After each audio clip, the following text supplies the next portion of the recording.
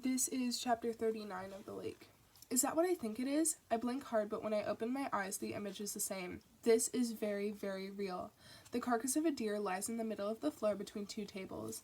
Blood pools in a circle around it like a grim rug. I grab Ollie's hand as my pulse thumps in my ears. "What the hell is that?" he says. I stare unblinking as my eyes sting. "It's a deer." Doing a double take, he stares at me like I'm insane. "I know it's a deer, but why is it in the middle of the cabin, dead?"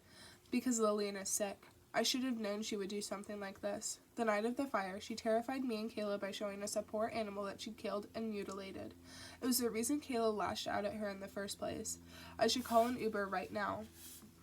"We eat in here. Children eat in here," I mutter. "I can't believe anyone would do this."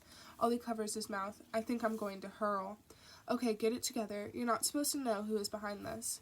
Let's look around. There might be a note like the one we got on the door." He exhales. Our resident psycho is getting bolder. I walk around the tables, making sure to put as much distance between me and freaking Bambi as possible. The deer isn't huge, but it's probably heavy. It's also covered in blood, so getting in here couldn't have been easy. It had to be a two-person job, surely. "Esme, here," Ollie says. I turn to see him pick up a piece of paper from the table. He scrunches his nose. "Damn, that's gross. It's written in blood." "What does it say?" I ask, jogging over. "It says, 'Someone here wants to talk.'" He looks up. "Who wants to talk?" "Someone." Maybe it's about Mary. She's been very vocal about going to the cops. She's been vocal when we're around the campfire. "How close is this person?" Ollie asks, holding the note up. I wave my hand at the dead deer. "Pretty damn close, Ollie." "In my room, too." "We need to get Andy," he says. I'll go." Ollie looks down at the deer with wide eyes. Whatever his secret is, I don't think he was involved in putting the deer in the food hall. I turn on my heel and race outside, down the steps, into the staff cabin where Andy is sleeping peacefully.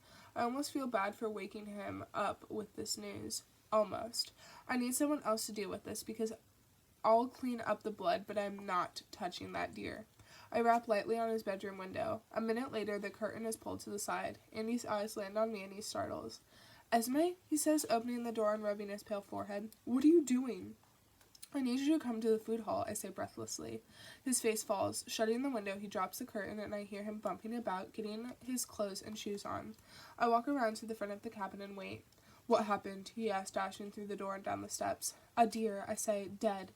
"A dead deer? Dead? Murdered? I don't know. It's in the food hall." "In it?" "Yes, come on." He runs past me and I follow, sprinting up the food hall steps. I hear Andy say Ollie's name and then he curses the air blue. "How did you find this?" he asks, sinking to his knees near the animal. The blood is close to him. I squirm. "Move back a little." Ollie crouches down. I heard a crash. It sounded like chairs falling over or being thrown. Esme heard it too. The door was open, so we came in here and found this. Whoever it was, they couldn't have gotten far." "Whoever it was, they couldn't have gotten far," I say, pressing one hand against my rolling stomach. They both turn to me. "God," Andy breathes. "All right, I'm going to get my phone and take some pictures. Then we're going to clean this up. No panicking. We're not giving this person what they want." "Okay." Nothing is okay, and that sounds like an awful plan, but I don't have a better one. "You two stay here," Andy tells us. I walk around the deer when Andy leaves, and Ollie rises to his feet. "Are you all right?" he asks. "Are we all right?" I counter. He was mad at me 5 hours ago. Ollie grabs my hand and pulls me in for a hug. I sink against him and my muscles relax. "We're cool, Esme. Does the deer mean anything?" "What?" I mutter against his shoulder. "You think the person doing all this knows about the fire? Is a deer relevant to anything that happened that night?" Wow, what a question to ask. He's perceptive. "What is it, Esme?" "There's a dead deer near the fire site, but it wasn't significant." Another lie. The deer was significant. My head spins. Of course it was significant. I should have known back then how troubled Lillian was. I was scared of her then. I'm petrified of her now. "What do you think it means?" Ollie presses. I shrug. "I don't know. It's a warning just like that night. Fear me." "Everything okay, Andy?" "Everything okay?" Andy asks, walking back into the cabin. Ollie looks up and rubs my back. "She's just a little freaked." "It'll be all right, Esme. This person is just trying to scare us." I turn around and Ollie drops one of his arms from around me.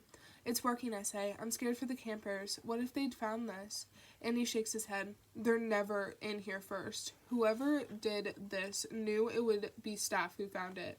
This was all for us. That makes sense. We always set up before the campers come in to eat.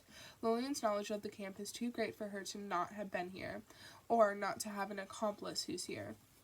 There was no one else with Lillian that night in the woods. If Lillian isn't Rebecca, she must have told her everything. I take a deep breath. Andy shakes a blanket out. Are you ready to get this deer into the woods, Ollie? Wrinkling his nose, he replies, Sure.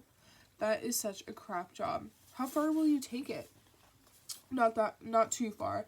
There's an area between two trails that's filled with bush. It'll be hidden in there. Great, I'll go and get buckets and cleaning supplies, I say. The quicker we clean the blood up, the less likely it'll be to stain. There are a lot of stains on the floor anyway. Hopefully the blood will blend in with them. Or I could bleach the blood stain and it would be lighter. That's preferable to a faded patch of blood. I'm almost to the kitchen when I hear the front door creak open.